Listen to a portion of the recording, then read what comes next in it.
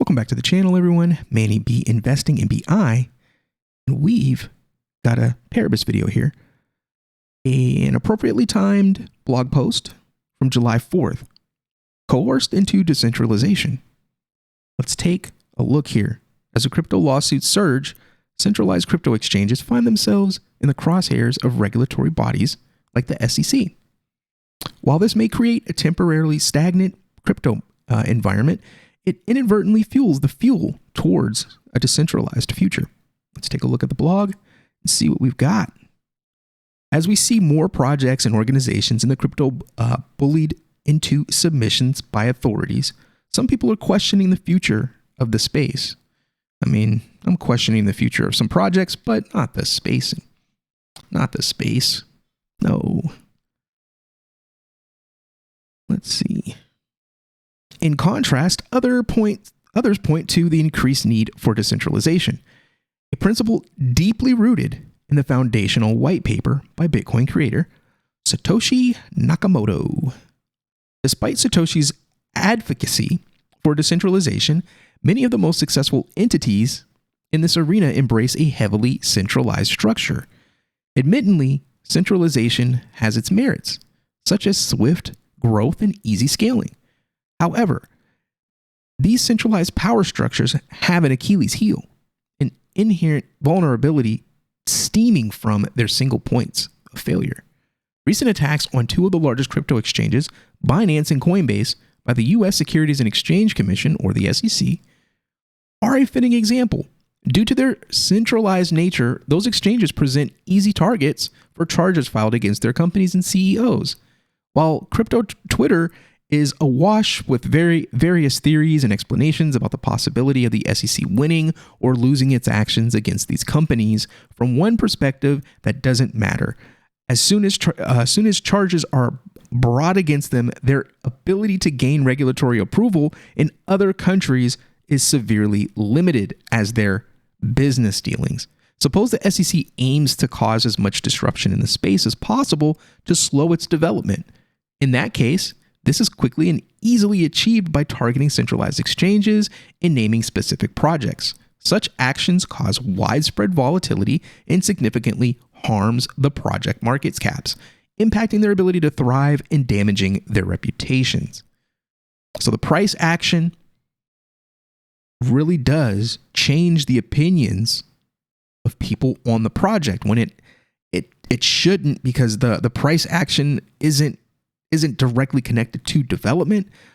They both play an important role, but I mean, it's just the nature of the beast. There's nothing you could really do. I mean, you can fight against FUD. You can reassure the people that are investing in your protocol or in your DAO by being transparent and communicating often. The repercussions of targeting major exchanges extends beyond victory or defeat in legal battles. They serve as a chilling signal for smaller exchanges to fall in line, like KuCoin.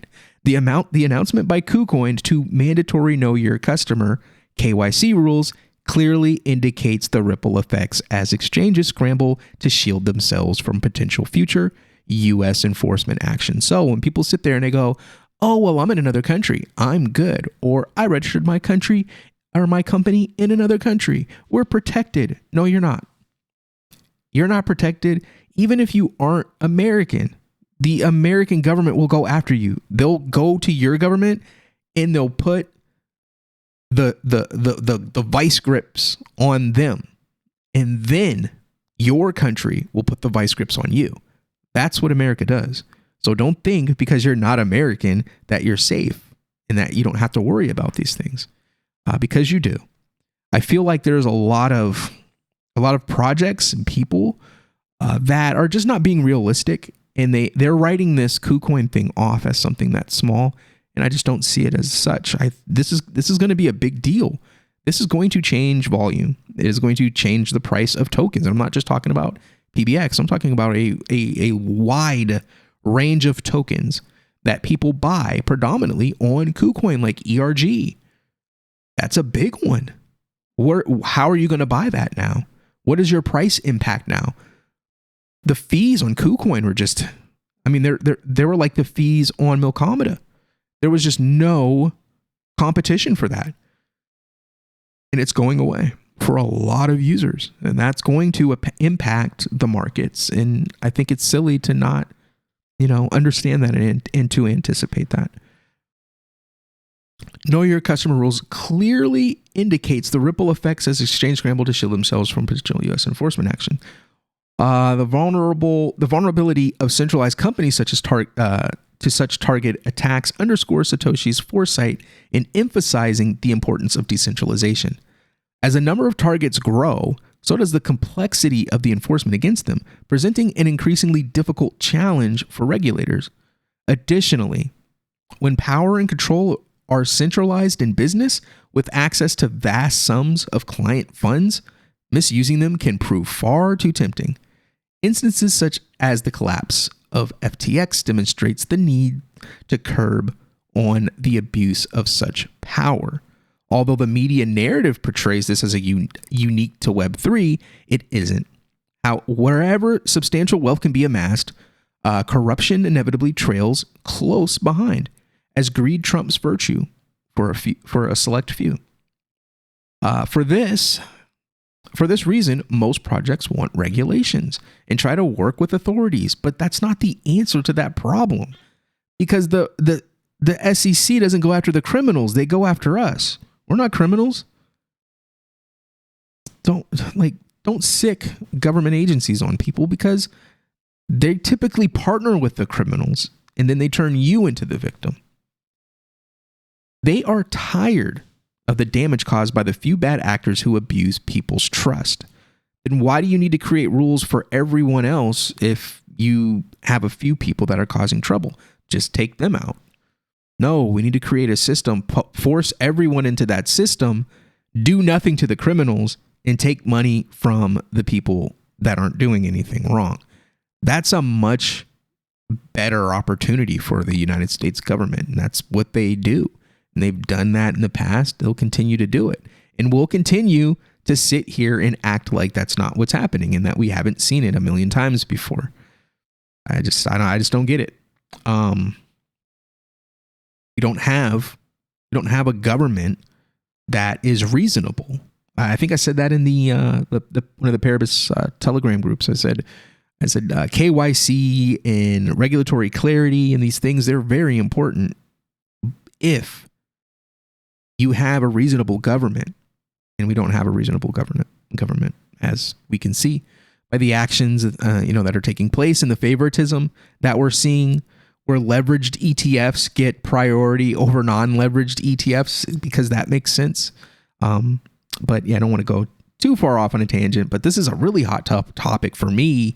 It should be for you, even if you are American or not. I think it's something that we need to all be thinking about and keeping up with. But yeah, paradoxically, while the regulators' current approach may slow the growth of the space and allow traditional finance institutions to catch up, it inadvertently drives more people towards decentralized finance, or DeFi, and self-custody solutions. I completely agree with that. Every bank failure further cements the necessity of self-custody, while each assault on centralized exchange amplifies the appeal of their decentralized counterparts. Additionally, the actions of regulators in the United States are thrusting cryptocurrencies into the national spotlight as the country approaches its presidential elections in 2024.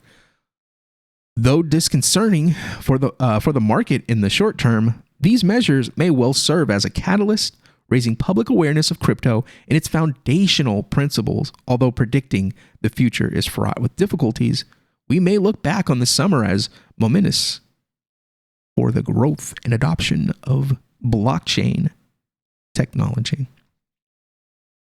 Cool, well-timed blog post from Paribus. Once again, let's take a look and see what we've got here. Yeah, perfect timing. You only need to, I don't know what he's talking about. Quite interesting. And some spam in there. But yeah, it's going to be a big, big loss as far as losing KuCoin. I mean, not just for PBX, but there was a lot of stuff that I was interested and used KuCoin for. I used it to do a lot of Doge transactions, moving value around using Doge. It played a big role. Cody, accumulating Cody. Where can you get Cody at outside of KuCoin for Cardano people that are in America? There's just so much. There's so much stuff on KuCoin. KuCoin was big. It was a big deal, and it's going to affect the crypto markets. And the United States government understands that. That's why we need to get rid of this administration. This was a mistake. This was a really bad mistake. We are literally being attacked by our own government. And what they want to do is they want to stop us from using crypto. It's just completely silly. It's just nonsense. And a lot of the normal people out there, they don't really understand, like, what are you talking about?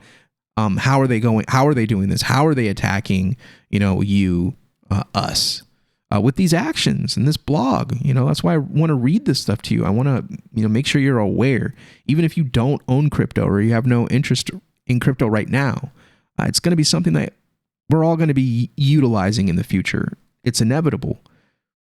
So I think it's just something that you need to pay attention to. It's very important to at least be aware.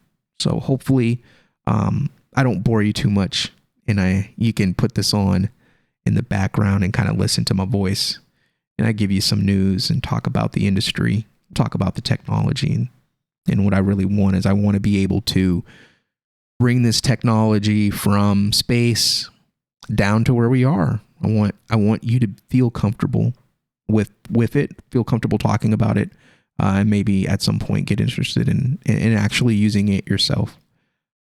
But yeah, if you have any questions, concerns, or just don't want to say hi, hit the comments, hit that like, hit the share, subscribe, and I'll see you on the next one. Peace.